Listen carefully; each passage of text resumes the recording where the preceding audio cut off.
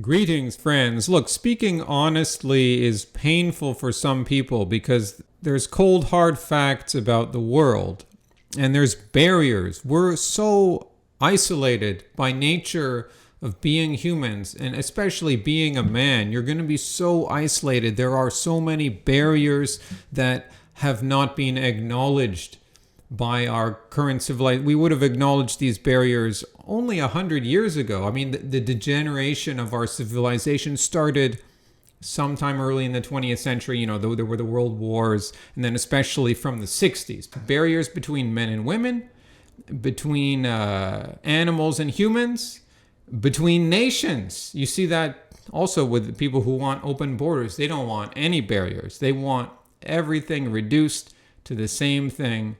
People are going to disagree when I say men and women can't be friends.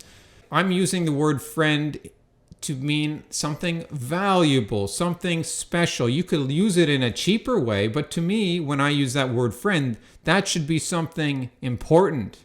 That should be something real. That shouldn't be just something you toss around and when you're younger, you like to go to the bar and hang out with lots of people, go to someone's house. You're all hanging out. You have a gathering, you have a party, you're hanging out. They're basically pleasant acquaintances. You know more about them. You know more about who they are.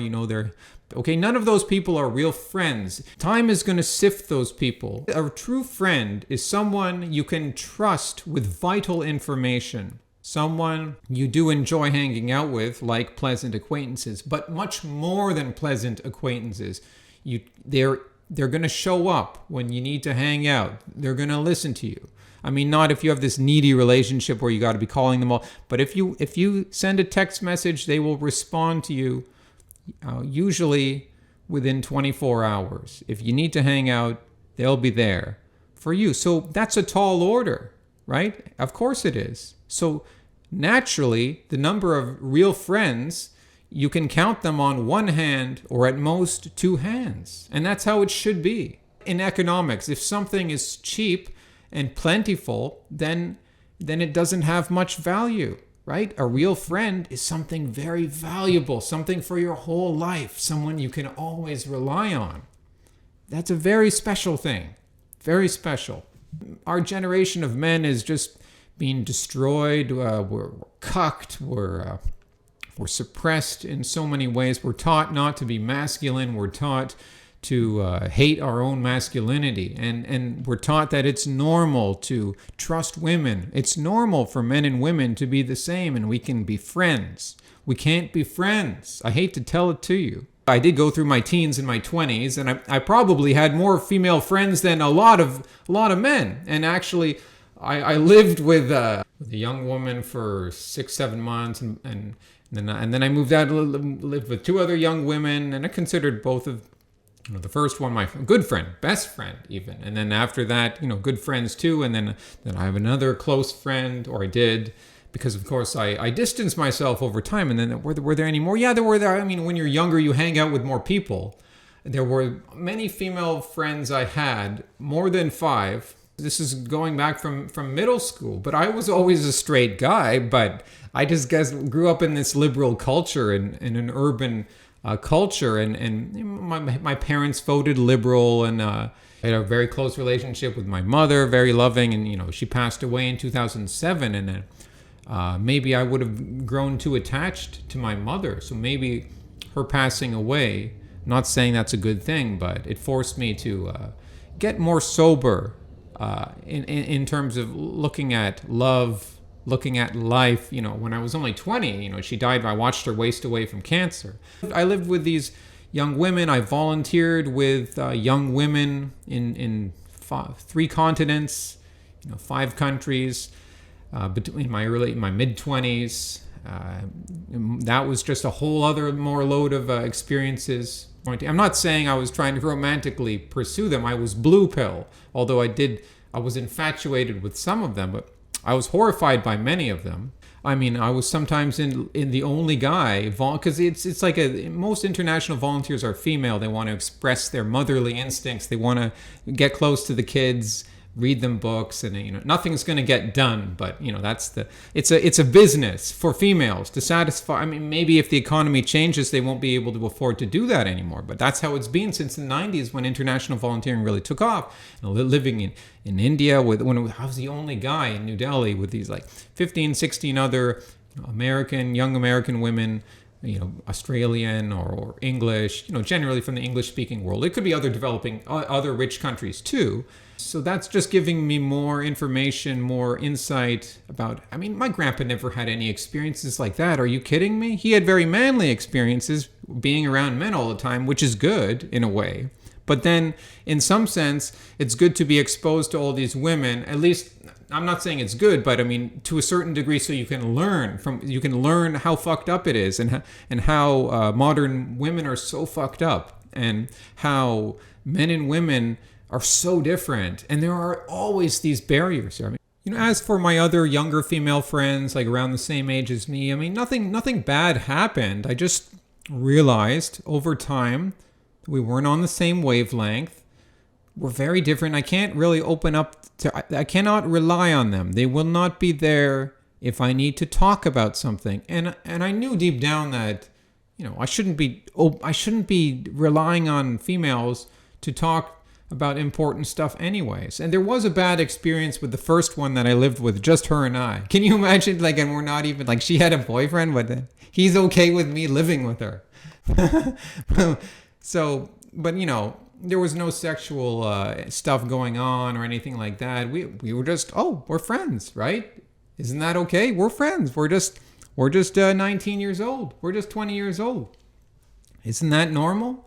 And she started hating me after a few months that I was living in the apartment with her. By the way, the apartment was also haunted, and some really weird shit happened there. But I talked about that in another video. But she hated just for random stuff, and then she told this to another female friend of mine who told me, and then of course that's how it came to me that she was angry about: me being in the bathroom too long, me smoking weed in my room, me not studying enough, even though this was like a few months after my mother had died, and by all rights I'm just in university here. It's not like you really have to study anyways. I'm just taking social sciences and humanities, so ridiculous. Don't go to university unless it's something practical. But anyways, so that was a bad experience, and I got out. Because she was just being cold-faced completely, and women don't like that. Like, there was a woman I talked about who lived underneath, and I used to live on the same floor, so she became very cold.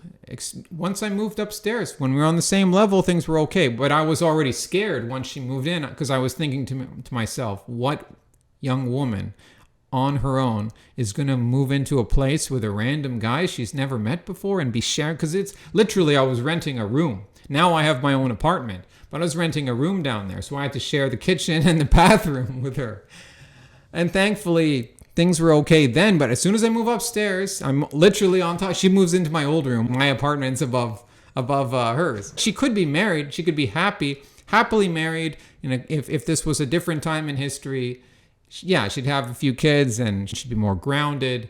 But starts hating me, giving me the evil eye. Not that I saw her very often, and I knew it was just because I was around. Women don't like a man that's just around, having fun, living his own life, obviously not doing the 9 to 5, 5 days a week grind, obviously not suffering and ignoring her. There's the hierarchy, right? I told you, women are between children and men. They're basically teenagers for life. What would you expect of a teenager? I was really glad when she moved out, and it was such a pleasant feeling that she's gone. So what happened with the rest of my other female friends? Now, nothing much. I stopped calling or texting, and they stopped calling. But obviously I was aware that I'm not going to try anymore. I'm not going to ask what's going on. I could go by, could bike by. One of them lives, not too far, same part of the city. She's married now. And that's another thing. Once she got married, I'm like, it's kind of weird for me to go and hang out with her and her husband's there. And it's like, no, something about this doesn't feel right. Now you're married. Now you have to be modest. Not like I'm saying that to people, but that's just kind of That's my natural expectation. When you have a female friend, they're going to give you a hug. If this is North America, they will give you a hug when you see them, when you meet them the first time, and when you're leaving, they will give you a hug. This happens in North America. I don't know about Europe and Australia. I'm assuming it could happen too. No, it doesn't happen in Latvia, but at least not when I went there. And that's showing you right there that someone who's hugging you, it's a motherly thing. It's a different thing. It's a comforting, motherly, intimate. That's not moral. It never would have been considered moral until very recently. That's inappropriate. I'm not bitter. I wish all humans all the best. And you see, the thing is, it's not just younger women. It's older women too. Because some of the older women in their 50s, 60s, they also volunteered. I got along well with older women. And not all of them, but some of them, you hit it off with them. Not obviously in a romantic sense, but thinking that we could be kind of like friends, like hang out and they'd be, it's kind of almost like a subconscious grandmother-grandson relationship in some weird way. I'm not saying that's what, looking for this grandmother relation, but I just think that's sort of a dynamic that plays in, but it's more like on a friendly level, not like the kind of grandmothers that's breathing down your neck and telling you this, but, sort of to some degree an understanding, because women that have, gone way past the wall, I mean, that are way past their sexual marketplace value, but have accepted that, and it doesn't bother them anymore. That's admirable to some extent. That's cool and good for them, because then they're doing their own thing in life. So I'm more favorable to those certain older women that have figured out their own thing and done more practical things, or just have their own projects. That's cool. Wish you all the best.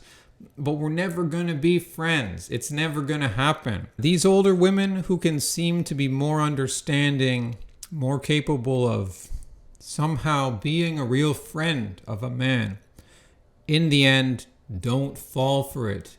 Don't fall for it. I'm not saying you're going to get burned. I'm just saying don't bother opening up to them. Don't bother regarding them as a real friend. It's not possible. Even if there's some outlier woman who has more practical skills. I had a long, I guess you could call it friendship, but it's obviously not a real friendship, with a middle-aged woman who's now in her 60s. She was good friends with my mother, and then after my mother died, I stayed good friends with her, and we would go out to restaurants every now and then. This may sound kind of weird. And then there was another woman from Texas that I met when I was in India, and we stayed in contact over Facebook for a while. And in both cases, once I got older, once I got to the end of my 20s, into my early 30s, and I got a bit wiser about the world, politically and stuff to do with, well, for the lady from Texas, I told her once on Facebook that I was having a difficult time volunteering in Colombia because it was so corrupt there, and the NGO there was a complete farce, and we were doing useless work. This was already in 2012 when I was about 25. It was already, and she had been responding up in time until I gave her that sort of stark, sobering information, and then radio silence. Never heard back from her again. Radio silence. I also experienced radio silence from this older lady in her 60s, and I wish her all the best if she happens to be watching. No ill will. But the same thing happened once I started talking about red pill stuff. I mean, she's to the left. I don't know if the one from Texas is to the left. She may actually, probably was actually. I know not everyone from Texas is, but I think she was.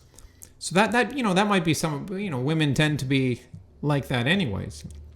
But this other one was more to the left, or she is, like believing in white privilege, believing Black Lives Matter is a good cause. And I was trying to tell her, like, no, they're agitators, right? And she just couldn't believe what I was saying. But believes in white privilege and all this stuff. And I was just at a loss. And And yeah, she would be calling me, a few times a year. Kind of like it's the grandmother thing I was telling you about. It's like she didn't have any kids of her own. I don't know if the other one, you know what? I think both of these women didn't have kids. And so I'm sort of like, I'm filling this role of being their grandson, kind of, in a way, or even their son that they never had. Now that I look back on it, that's what was going on. So anyways, radio silence also occurred. She still sends me like a birthday card, but I don't get any phone calls anymore, and I don't call her, and that's the end, because they're never gonna. You can never convince them of this stuff. Men, you can never convince women of this stuff. There's no point in trying.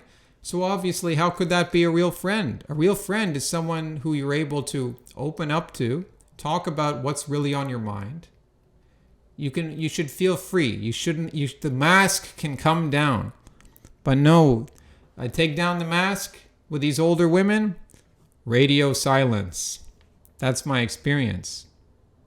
Don't tell me, not all women are like that. Don't tell me that.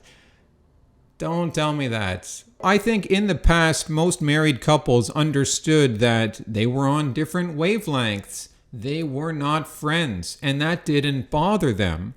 The man, he had to keep his mask on in front of his wife.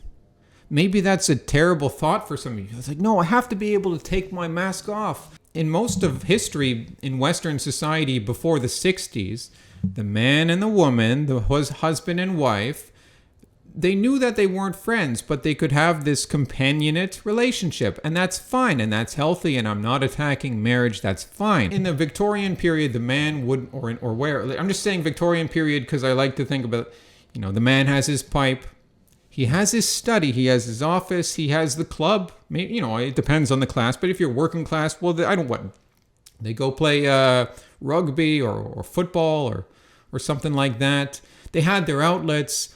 He would just be with his wife, f***ing her a few times a week, and then be sitting in the parlor, and she could be knitting, and he would be reading the paper, and they could have some pleasant conversation. And maybe you think that means they're friends? They knew they weren't friends. They knew there was this barrier between them, and they were okay with it. You know why they were okay with it? Because they were happy that they had kids who were growing up and doing well, and they were happy that there was a future for their kids.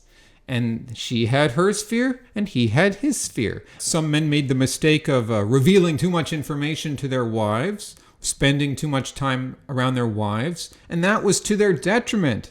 They would pay the price because the information would get out. It's always going to get out. A man cannot do that because it's immoral, it's unwise.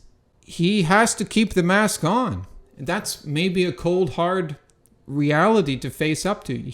He can only take the mask off with his real friends.